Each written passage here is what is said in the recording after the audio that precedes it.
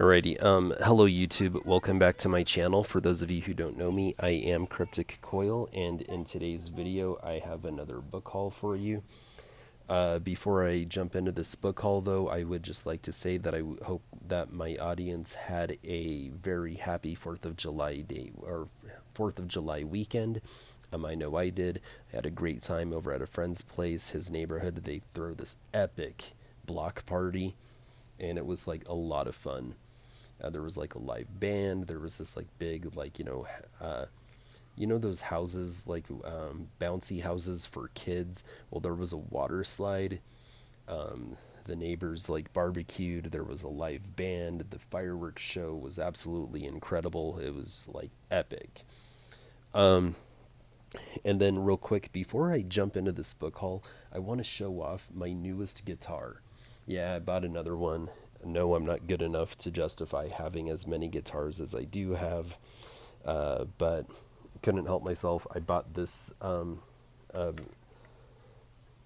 guitar. I never thought that I would ever become like, a Strat person, but I've always loved the Tobacco Burst Stratocasters with a white plate.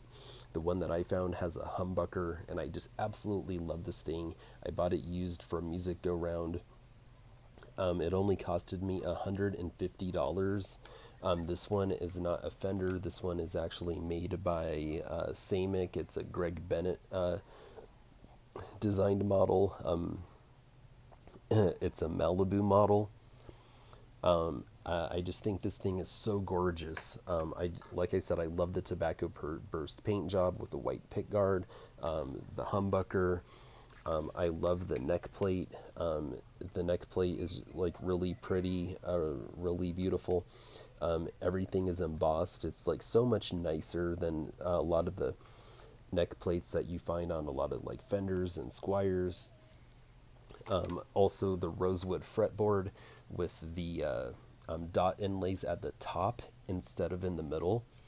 That was really cool because a lot of other brands that are a little bit more prestigious in the music instrument industry, particularly the guitar part, those brands will often put the dot inlays at the top of the fretboard instead of in the middle of the fretboard on some of their mid-tier to top-tier models.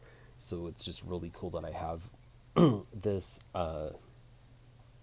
The neck just plays so good. I'm so in love with this thing, and it's crazy because a couple of years ago, if you would have told me that I'd have something like this and I'd absolutely love it, I, I would have probably asked like, oh wow, am I gonna start smoking crack in a couple years? Like what's gotten into me, or what's gonna get into me a few years from now? So that's just really wild because my first ever guitar, I got it for Christmas when I was in high school, and it was also a cheap Strat knockoff, but it was made by Hamer, and it didn't have a humbucker, and I was kind of embarrassed to be seen with it because I'm more into like pointy metal guitars like Jacksons, BC Riches, ESPs, and I like more extreme shapes like Flying V's, Explorers, Star Bodies. Like my favorite guitar that I own is my Jackson Warrior. But so I was kind of embarrassed to be seen with my cheap Strat knockoff when I was in high school because all my heroes had like cooler pointy metal guitars. I showed this to a friend of mine, and he was really surprised that I would be into something like that now. And he told me, that's how you know you're getting old. And I couldn't help but laugh. I was like, maybe he has a point, but love that thing. Anyway, thank you for indulging me. Let's go ahead and jump into this. Book haul. Okay, so let's see. The first thing that I want to show you is going to be this JB Stamper Tales for the Midnight Hour. So everyone in this community, if you watch my videos, you're familiar with this series. There's also more Tales for the Midnight Hour and even more Tales by the Midnight Hour. And I'm not sure what else J.B. Stamper has done other than these books for the Point Horror series, but I found this alternate cover. It looks a lot older. The copyright date is from 1977. I've never seen this variant cover before. I don't know if this is a first printing or not. I don't know if it's older than this copy or not either. But this was an interesting find. It's not in good condition at all, but I've never seen it. I never knew that this alternative copy even existed, and it was less than $2 at a thrift store, so I just went ahead and picked it up. I have a reacquisition. I reacquired Blockade Billy by Stephen King. Now, this is a novella, and I don't have the book where this novella was originally published. I checked like my Full Dark No Stars. I checked my Four Past Midnight. I checked Night Shift, and I couldn't find Blockade Billy in any of them. The one that I don't have is Skeleton Crew. So I went ahead and, well, I'm going to go ahead and take a guess that this must be from Skeleton Crew because none of my other Stephen King books with novellas and short stories have Blockade Billy. So if you know, please let me know in the comment section.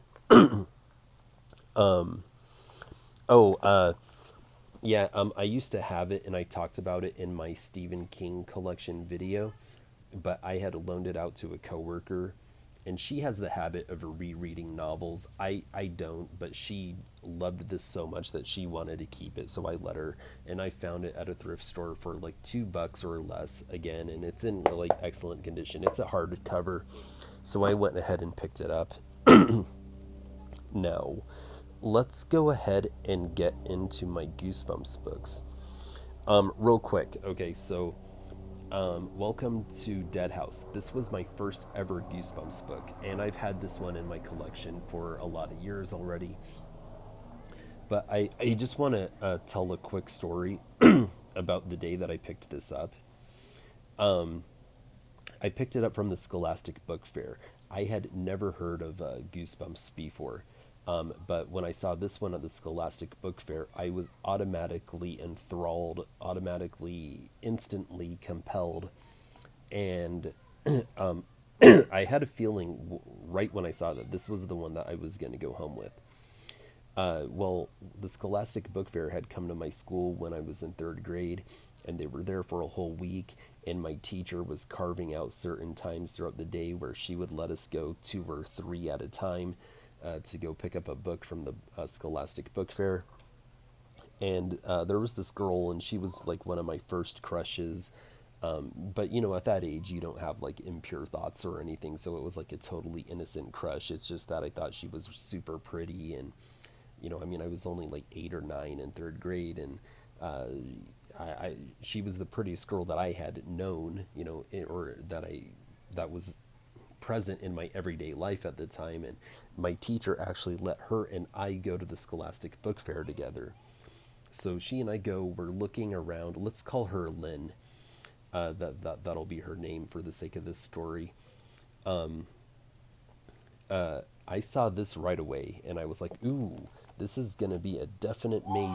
But let's go ahead and see what else they have. So I'm still browsing the shelves to see what else they got, and she was undecided too, and I wanted to help her find something. So I just picked out the girliest frickin' thing I could find, and I found this vintage apple. Or at the time, it wasn't vintage; it was new. And it's called Ice Princess by Nicholas Walker. And I was like, I bet you she'll like this. It's super girly. So I grabbed it and I went and I showed it to her, and she was like, ooh, that does look good. And she held on to it and she goes, this is going to be a maybe. I want to see what else they got. And I was like, yeah, me too. This is a definite maybe for me as well. I want to see what else they got as well. So we browsed and browsed and browsed, and then it was like, okay, we better get back to class because it's been a while. And I said, I think I'm going to go with this. And I pretty much knew it all along. And she goes, yeah, I'm going to go with this one as well. And I think I knew it all along too, so I helped her pick this one out. And when I got back into, or when I got into this hobby of reacquiring all the middle grade and young adult books that I read when I was a kid, and then trying to find everything else that they would have had for sale at the Scholastic book fairs when I was a kid. Uh, Basically, when I started to do the Cameron Chaney thing, I've always hoped to find this because I do have a growing collection of vintage Apple paperbacks from my childhood, and this is one that I was hoping to find out in the wild and acquire for my collection. And I finally did find it, but this is a used library copy, but it's in really good condition. They have a protective plastic adhesive over the cover that kind of secures the Dewey Decimal marker on the spine, and it also has the library card. The last time this was checked out was actually in 2016. But the spine is pretty healthy. It's holding onto the pages. This is in pretty good condition, so I'm glad I found it. And it brought me back to the day that I fell in love with Goosebumps in third grade. I had never heard of Goosebumps. No one else in my class had ever heard of Goosebumps. I was the first one in my life to hop on the Goosebumps craze bandwagon. And I got everyone else, all the other kids in my life at that time, into Goosebumps. Next thing you know, everyone was reading Goosebumps. And it all started because of me. I found some others. So I found another copy of Legend of the Lost Legend, and this one is in like super good condition, except for this missing corner of the cover at the bottom. But otherwise, it's in excellent condition. No one's written their name on it. I don't think it's ever been read because the cover and the pages are offering resistance right now. There's no other like wrinkles or bends on the cover. And despite this little tear in the corner, I brought it home anyway just to compare it to the one that I already have. And the one that I already have is actually in better condition than this because it doesn't have the missing corner at the bottom. And then I have a later day reprint with the Goosebumps logo not embossed. So I don't really need this one. It was an unnecessary, redundant pickup, but oh well. This one was really cool to find, Bad Hair Day, because it's in mint condition. No one's written their name on it. Again, I don't think that this has ever been read because the pages and the cover are offering resistance when I open it. But I didn't have this one as a kid, but I remember this other kid in my fifth grade class, he had it. And also, there's a power metal band that I like from Germany called Halloween. Instead of Halloween, it's Halloween. And they have an album with a cover that looks just like this. In fact, when that album came out and I saw the cover, I remember thinking, oh, wow, it looks like that one Goosebumps cover. So that was a cool find. Then I found this book. I wasn't even aware of this series. This one is called More and More Tales to Give You Goosebumps, and this is special edition number 5, and it's got 10 spooky stories. Look at that cover. It's got Curly, and he's like fishing. And I forgot what book that dog was from. Was that dog from like Monster Blood, or was he from It Came From Beneath the Sink? Was it Killer? I don't even remember. But yeah, this was a really cool find. It's in near mint condition. There's almost a bend on the cover right there, but it's not too creased. This is in excellent condition. No one wrote their name on the inside or anything like that. Excellent condition. Healthy spine holding onto the pages perfectly. Oh, the first story in this book is called The Haunted Guitar. So uh, this is something that I really look forward to reading. But I hope I can find a more beat up copy because I don't want to ruin the condition of this one. Speaking of It Came From Beneath the Sink, I didn't have this one in my collection, but I remember reading this one when I was in third grade. This is book number 30 in the original Goosebumps series, and I still remember it very well. I think that this one actually kind of fueled some of my nightmares when I was in elementary school. If I remember correctly, it's about this like family that moves into a new house, and there's like a an evil sponge that lives underneath the sink. It scared me when I was a kid. I don't know if adult me could appreciate it quite as much, but the nostalgia that I feel in connection to this particular story will always be there. So I'm very proud and very excited to have it back in my collection. Um, I have a couple more. So this one is book number 6 in the original Goosebumps series, and it's Let's Get Invisible. Now this one was in super super good condition. I don't think it's ever been read before. Healthy spine, holding on to all the pages. That's my biggest thing right there. But this one was in such good condition, I wasn't sure if I had it or not when I was at the thrift store. So I told myself, go ahead and just pick it up and compare it to the one that you may or may not have. When I got home, it turns out I didn't have this one in my collection. So I'm really glad I trusted my gut and brought it home. Then I found Stay Out of the Basement, but it's a later reprint with a variant cover.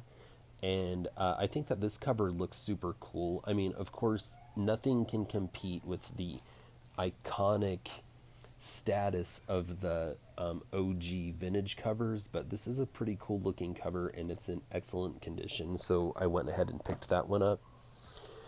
Same thing, later reprint with a variant cover, and this is Phantom of the Opera. This is, or Phantom of the Opera, Phantom of the Auditorium, another one of my favorite Goosebumps books. This one is in like near mint condition as well. Great cover, super healthy spine. It's offering resistance when I open it up, so somewhere between near mint and mint condition. I just loved this particular Goosebumps book, so I was super stoked to find that. Then I found this one. This is a Goosebumps Presents TV episode book, and this is episode number 1, The Girl Who Cried Monster. There's pictures on the inside from the episode, and I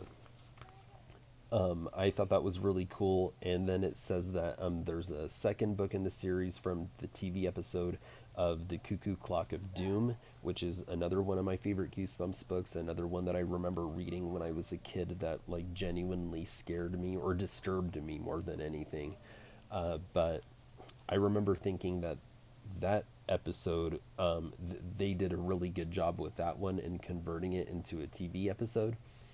And I'd really love to get my hands on that one, but it is cool that I did find this one, The Girl Who Cried Monster. Then I've never been the biggest fan of the Give Yourself Goosebumps series. This is book number 9, and I love the title, The Knight in Screaming Armor. It's kind of metal, you know, kind of horror, or well, I mean, it's totally horror, but kind of metal too. Really cool looking cover. I love these colors on the cover.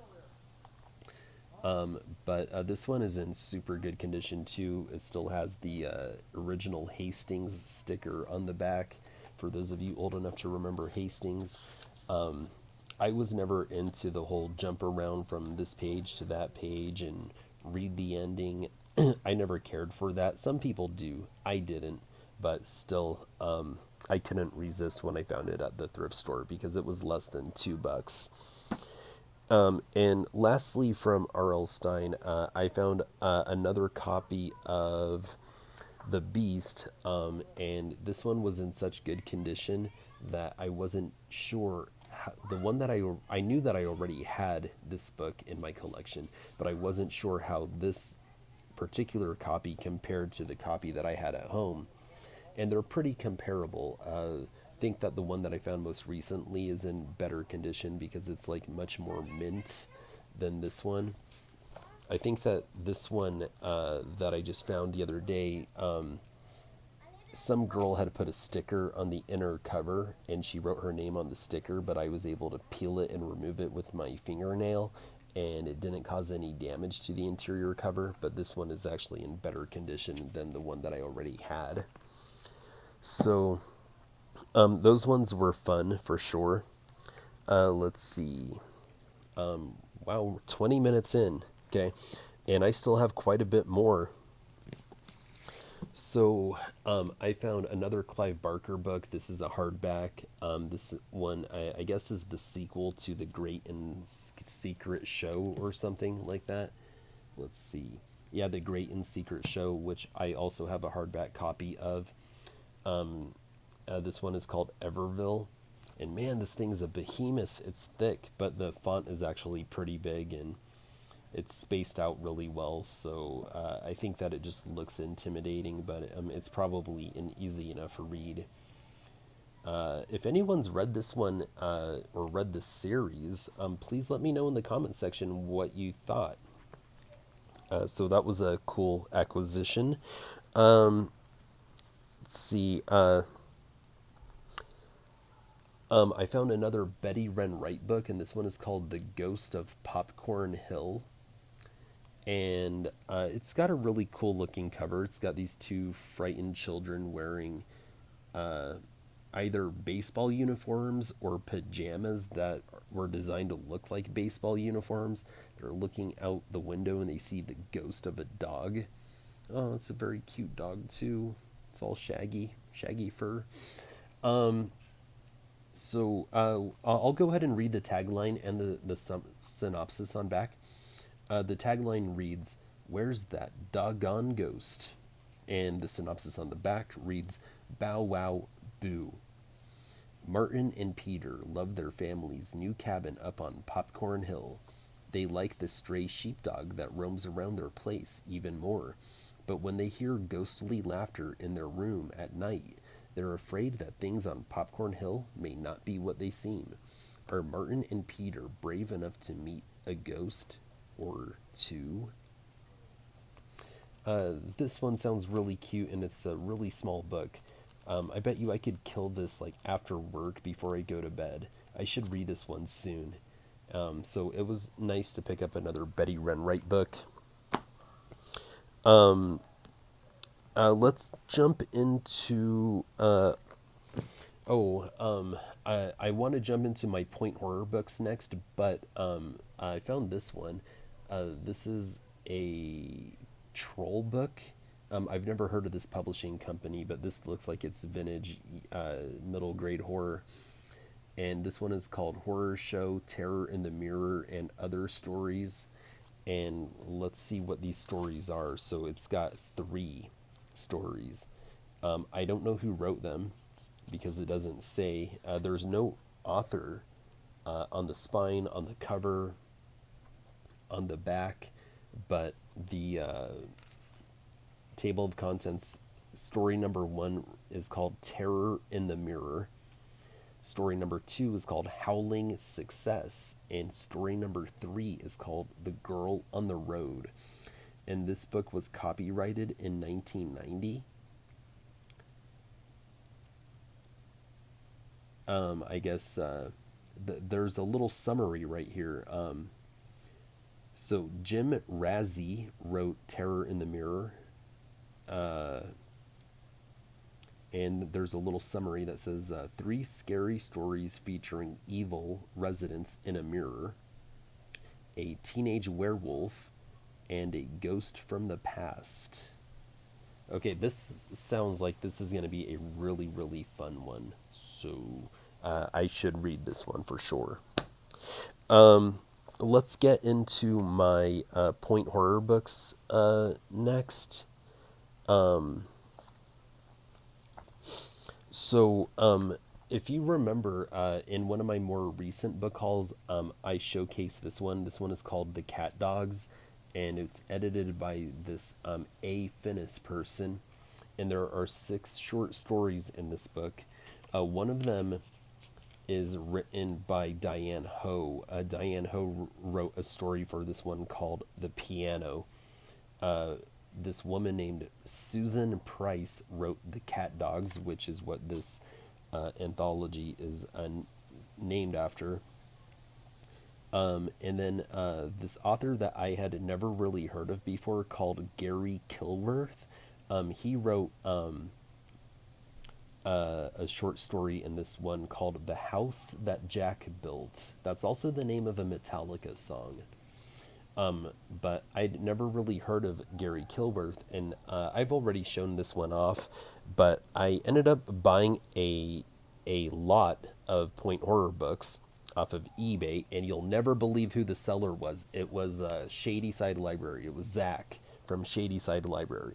He sold me this lot of point horror books, and I had no idea until the package arrived and I opened it, and there was a note saying, check out my YouTube channel, Shady Side Library. I'm a fan of point horror too. He had sold off an entire lot of his duplicates, I guess.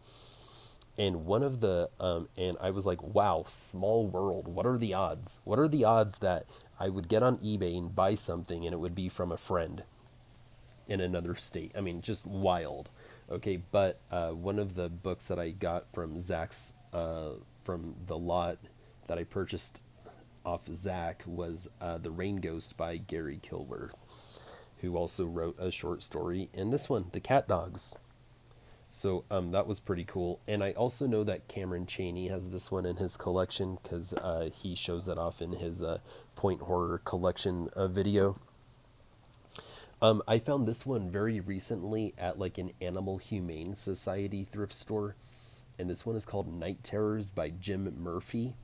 And that is a really cool looking cover. It's a graveyard at night in the snow. And there's some kind of beast that left footprints in the snow. This one is really cool. Let me go ahead and read you the tagline and the synopsis on back. Night Terrors by Jim Murphy. And the tagline reads, Sweet Dreams. Synopsis on back reads, These are the hours when our dreams betray us and night terrors take hold. Meet Digger, a crusty, wisecracking old coot who's been working in graveyards since he was 14. Don't be afraid. He'd love to tell you some of his favorite stories that he's heard on the job. Some bone-chilling, macabre stories about ordinary teenagers, just like you, who come face to face with vampires, werewolves, witches, and mummies. As Digger frames his masterful yarns with the story of his own life and the many colorful characters and creatures he's met along the way, you might even begin to trust him. That is, of course, until the final story reveals his true nature, his appetite for something other than a good story. Okay, that sounds super, super dope. This one was copyrighted in 1993. And this one is in excellent condition. I mean, like near mint, if not mint. So that was a cool find. These were some other books that I got from Shady Side Library's eBay lot. I have Trick or Treat by Richie Tankersley Cusick. He must have found one in even better condition than this, because this one's in pretty good condition. It's got a good healthy spine that's holding onto the pages super well. There's a little bit of writing on the inside of the cover, but not that big of a deal. The spine looks okay. The cover's not bad by any means. So this is a pretty good copy. I'm satisfied with it. It's Trick or Treat by Richie Tankersley Cusick. I now have a number of her books. Maybe I'll do a video where I show off my Richie Tankersley Cusick collection in the future. So that was a really cool, happy find. And then April Fools by Richie Tankersley Cusick. And I think that this is the British cover, if I'm not mistaken. I could be wrong, but this one has a really creepy cover on it. I absolutely love it. But this one's in okay condition as well. Again, the spine is, pretty healthy. Holding onto the page is pretty good, and that's like my big thing.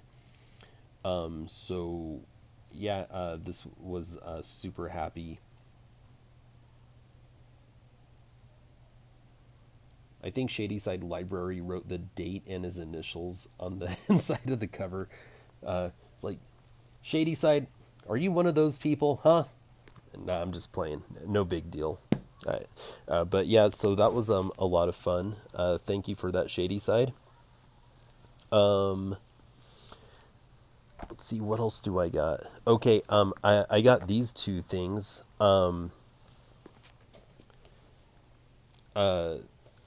There's this author that I'd never really heard of, but I picked up a couple of their books. Their uh, their name is Zilpha Keatley Snyder, and the first book that I have is called The Witches of Worm, and the other book that I have is called The Headless Cupid. And they both have really cool covers. I mean, this one with the black cat and the full moon at night, you can't beat that. I mean, that's always going to make a great looking cover. And then this one right here, the Headless Cupid, there's a staircase with a fallen and broken Cupid statuette, whatever you want to call it. And these both have Newbery honor medals on the cover. This one, The Witches of Worm, I've never heard of it, but I've been seeing it at thrift stores lately. This one is in like mint condition, and this is a reprint that I just discovered it now.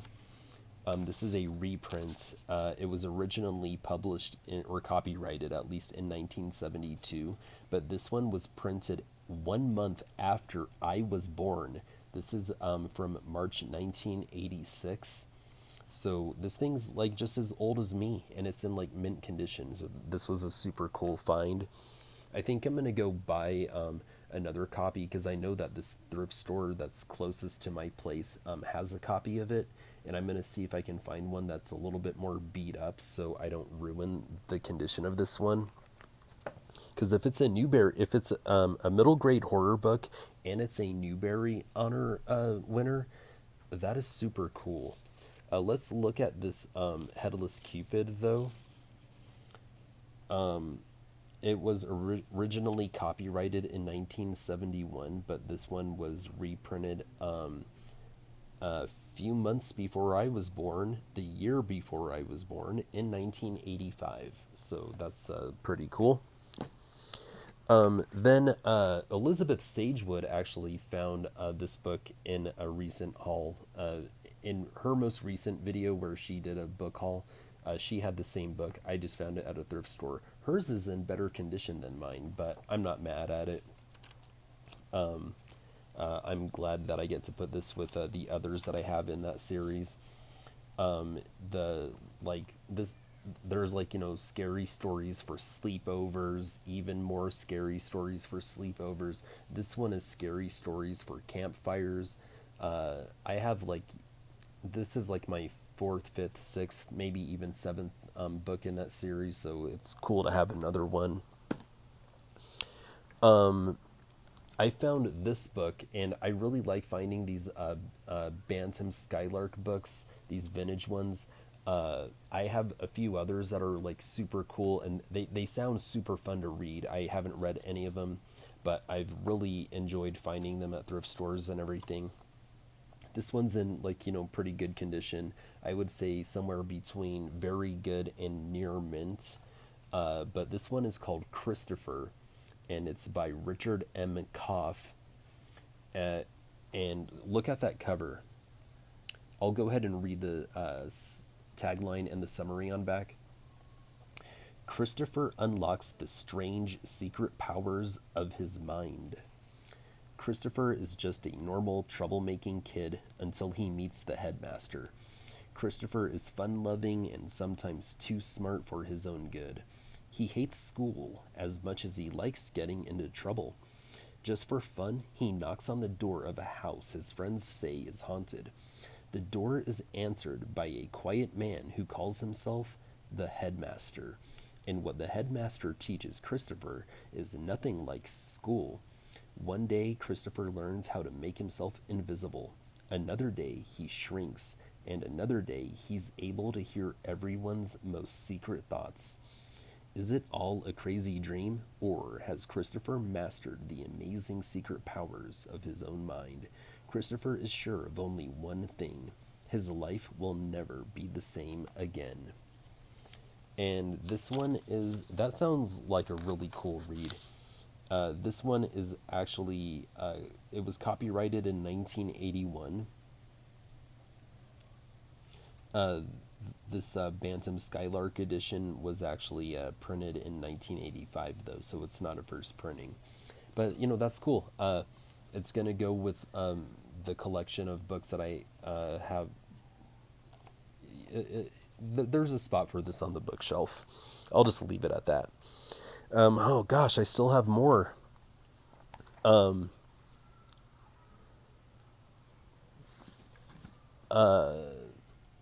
I wish I would have grabbed my other copy of Wait Till Helen Comes by Mary Downing Hahn, but this is actually a graphic novel, or a graphic novelization of that book, and it's got, like, all this artwork on the inside, and this is in mint condition. I found this one.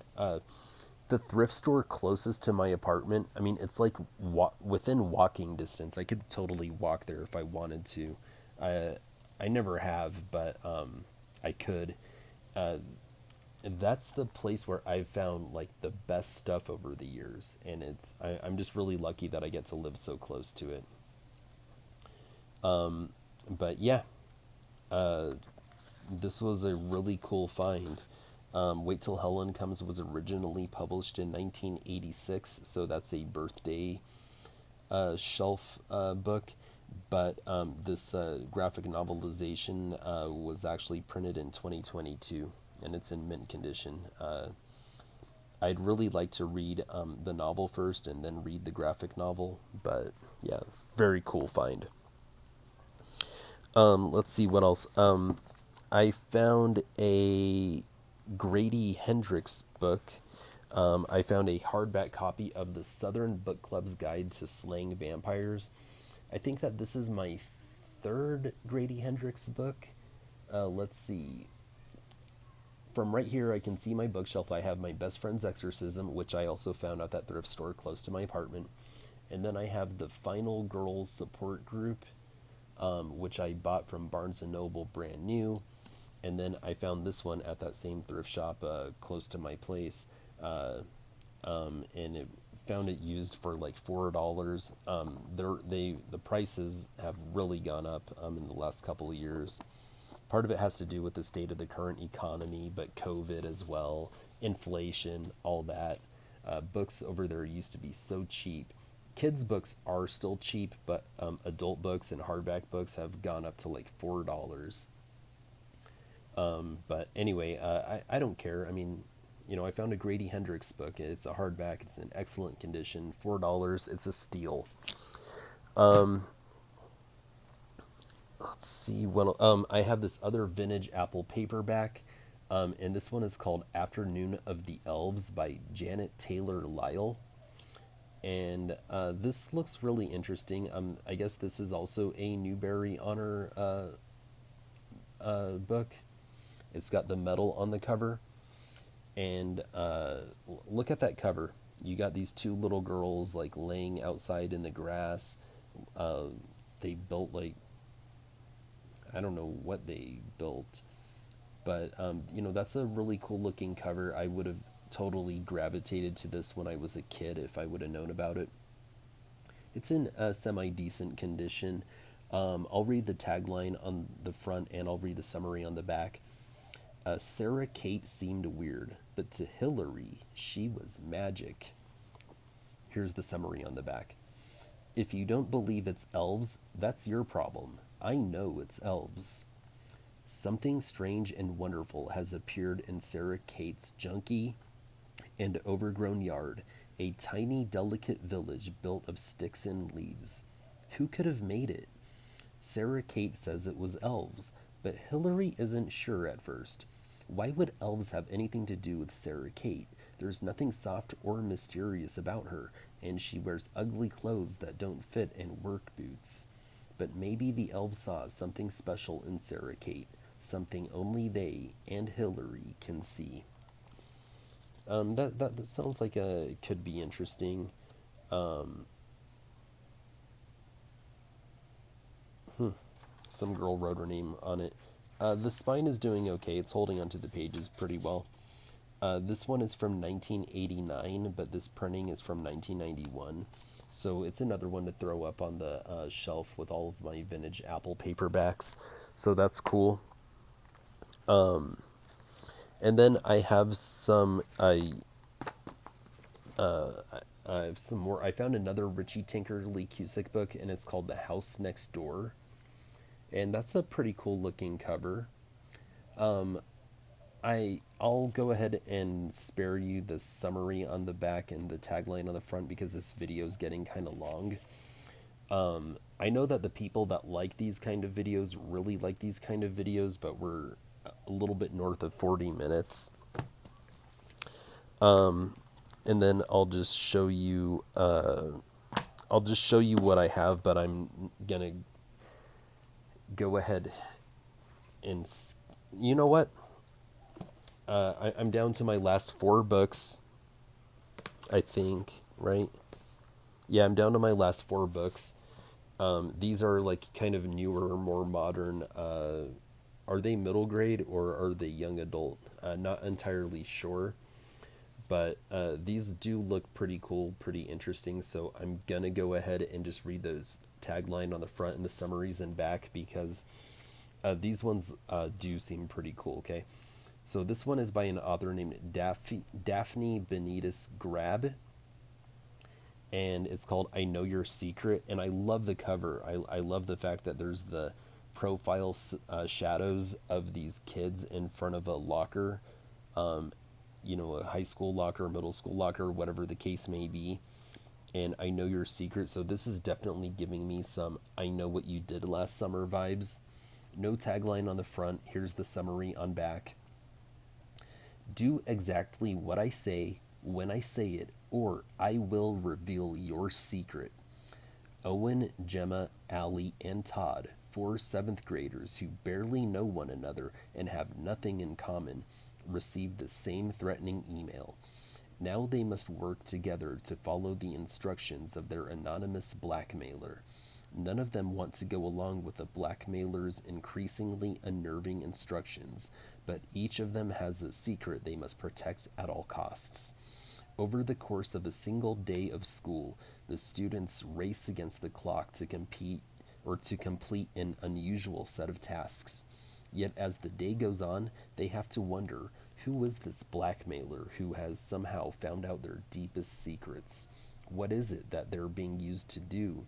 And can they stop the scheme before the truth comes spilling out? And it looks like this one was published or at least copyrighted in 1991, or not 1990, 2021. Wow. I guess at my age, the memory's the first thing to go. So that does sound like a cool one. This one is called Night Books by J.A. White, and I guess this is the author of the Thickety series, which I've never heard of. But that's a cool looking book. You know, there's a library, a spiral staircase, a cat. This one is a middle grade book. It's for ages 8 to 12. There's no tagline on the front. I'll go ahead and read the short summary on back. It has an endorsement from the New York Times, and it says a creepy, thrilling reinvention of Hansel and Gretel. Alex has loved scary stories his whole life. Now he's trapped in one. After Alex sneaks out in the middle of the night, he becomes imprisoned by the witch Natasha in her magical apartment. Another child in the apartment, Yasmin, assures Alex that she's already tried every means of escape. Only Natasha holds the bone keys that lead back to their world, and she'll never part from them. But Natasha likes stories, and Alex's only chance for survival is to keep Natasha satisfied by reading her one of his own hair raising tales each night. Except Alex is running out of new stories and soon out of time. And it looks like this one was printed and published in 2018. Where's 2019? It was copyrighted in 2018. That does sound super cool. All right, two more. This one is called Truly Madly Deadly by Hannah Jane. And I really love the title because I'm a big fan of this like pop group from the 90s called Savage Garden, and they had a song called Truly Madly Deeply. I wonder if the author was inspired by that. Very cool. And I like the cover. It's kind of mysterious. It actually kind of reminds me of the cover of Twilight because, you know, it's got a black background and a human hand holding a red object. And there is a tagline on the front. And it reads, "She thought it was an accident. She was wrong." Look at that cover. Okay, so here's the short summary on back. They said it was an accident. Sawyer Dodd is a star athlete, a straight A student, and the envy of every other girl who wants to date Kevin Anderson. When Kevin dies in a tragic car crash, Sawyer is stunned. Then she opens her locker to find a note. "You're welcome." Someone saw what he did to her. Someone knows that Sawyer and Kevin weren't the perfect couple they seemed to be, and that someone, a killer, is now shadowing Sawyer's every move. That sounds really good. I actually just saw a movie on Netflix. It was a slasher, and it was called The Killer Book Club. It's giving me vibes, the same kind of vibes. So this was copyrighted in 2013, but this version was printed in 2021. Whoa, there's a content warning. This book contains depictions of partner violence, drunk driving, suicide, and predatory harassment. I gotta watch my language on YouTube, but I'm guessing this isn't middle grade, to say the least. All right, and I got one more book, and this one will be a middle grade book because it was printed by Scholastic, and it's all another Daphne Benitez grab book, and it's called "I Will Find You," and that's got a really good looking cover too. And I'll go ahead and read the summary on back. Nikki has disappeared. Olivia, Leo, and Gracie were the last ones to see him on their 7th grade field trip before he went missing. They don't want him back with their group. He's the school bully, and none of them like him. But they each have their own secret reason for needing to find him as soon as possible, and they are sure there are clues the police are overlooking. When they decide to investigate, they quickly discover that things are more complicated than they seemed. Nikki's victims made a plan to get revenge on him, a plan that's gone terribly wrong. Can they find out where Nikki is, or is it already too late to stop this revenge from going way too far? From the author of I Know Your Secret, this is a thriller that's full of secrets and twists, one that you won't be able to put down. I'll believe it. It sounds like it. I mean, that sounds like, super interesting. That sounds super fun. This is a first edition printed in 2023, so it's only a year old. Man, I got to get to reading because I found some. This was one of my favorite book hauls. I mean, the nostalgic Goosebumps goodness, but the point horrors and even these like modern, books that were middle grade and young adult. Those were really cool. Finding that all these the Richie Tinkerly Q6 books that I got from Shadyside Library were awesome. And then this other one that I found at a local thrift store, the house next door, that was really cool. Or maybe this was even part of the Shady Side Library Hall. I don't know. But this Night Terrors book by Jim Murphy, that was a lot of fun. Thank you, Shady Side, for the Rain Ghost. That was super dope. And all these Newbery Honor books, like the Zilpha Keatley Snyders, and then that vintage Apple paperback, the one Afternoon of the Elves. Yeah, this was a, and I really want to find more of these Sky Bantam Skylark novels. I have a few more, but I'd really love to expand on this collection. The the graphic novel for Wait Till Helen Comes, the Clive Barker and the Grady Hendrix, and even the scary stories for campfires, even though it's not in the best condition, but it's still cool to expand on that collection. Actually, I do have one more. I don't know if I want to keep it for myself. I think I'm gonna hit up what's her name, Elizabeth Sagewood, because in her book haul she was talking about this one book author that likes to write a lot about like people who are dying and coming to terms with it. I found this one. It's called If I Should Die Before I Wake. It looks like it might be a series called Lifelines.